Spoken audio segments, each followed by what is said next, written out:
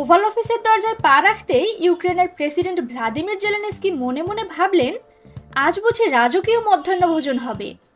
American stake, chocolate dessert আর সাথে fresh juice.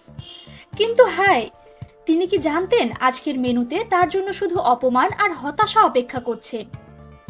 মার্কিন যুক্তরাষ্ট্রের প্রেসিডেন্ট ডোনাল্ড ট্রাম্প তাকে দাওয়াত দিয়ে অভ্যর্থনা জানালেন ঠিকই, তবে তার ইতিহাস পাল্টে যাবে সেটা জানা হয়তো কারোরই ছিল না। আলোচনার নামে শুরু হলো এমন এক বাকযুদ্ধ যা একটি ফ্রি এন্টারটেইনমেন্ট হিসেবেও অস্কার পাওয়ার যোগ্য। ট্রাম্প এক হাত নেড়ে বলেন, জেলেনস্কি, তোমাদের তো আমরা অনেক সাহায্য দিয়েছি, তাই না? জেলেনস্কি মাথা নেড়ে বললেন, জি দিয়েছেন, তবে আরো দরকার। ট্রাম্প সঙ্গে সঙ্গে ভ্রু কুঁচকে বলেন, আরে আমরা এত কিছু দিলাম, তুমি একবারও ঠিকঠাক ধন্যবাদ দিলে না। ট্রাম্পের কড়া প্রতিক্রিয়ার পর বৈঠকের পরিবেশ বদলে যায়। ট্রাম্প স্পষ্ট ভাষায় জানান যে যুক্তরাষ্ট্র অকারণে ইউক্রেনকে সাহায্য করতে থাকবে না এবং তিনি জেলেনস্কির নেতৃত্বের উপর অসন্তুষ্ট। এতেই যেন বাজ পড়ল কূটনৈতিক আবহাওয়ায়। ট্রাম্পের অভিযোগ শুনে জেলেনস্কি বোঝার চেষ্টা করলেন এটা আসলেই সিরিয়াস আলোচনা নাকি কোনো নতুন কমেডি শো।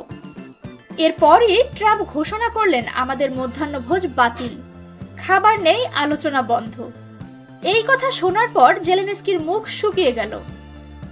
কিয়েভে যুদ্ধের চাপ সামলাতে সামলাতে এমনিতেই ক্ষুধার্ত থাকেন তিনি, তার উপর এমন নিষ্ঠুর খাদ্যাভ্যাসে বাধা। কিন্তু এখানেই শেষ নয়। ট্রাম্প তাকে ওভাল অফিসের এক অপেক্ষমান কক্ষে বসিয়ে রাখলেন ঘন্টার পর ঘন্টা। জেলেনস্কি ভাবলেন বোধহয় একটু পর খাবার আসবে, কিন্তু হায়, তিনি জানতেন না তার ভাগ্যে শুধু ডিপ্লোম্যাটিক ডায়েট লেখা আছে, অর্থাৎ খালি পেট আর পূর্ণ অপমান। শেষ পর্যন্ত হতাশ, অভুক্ত ও চরম অপমানিত অবস্থায় জেলেনস্কি ওভাল অফিস ত্যাগ করলেন। বাইরে সাংবাদিকরা প্রশ্ন করলেন, কেমন কাটলো বৈঠক? জেলেনস্কি শুধু দীর্ঘশ্বাস ফেলে বলেন, আমেরিকায় এসে রাশিয়ার হামলার চেয়ে বড় বিপর্যয় হলো এই খালি পেট। বিশ্ব কূটনীতির মঞ্চে এই ঘটনাটি শুধু হাস্যকর নয়, বরং এক নতুন সংলাপের জন্ম দিয়েছে।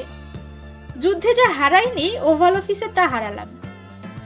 বিশ্বের সব অজানা তথ্য জানতে এখনই সাবস্ক্রাইব করুন নবযুগ টিভি।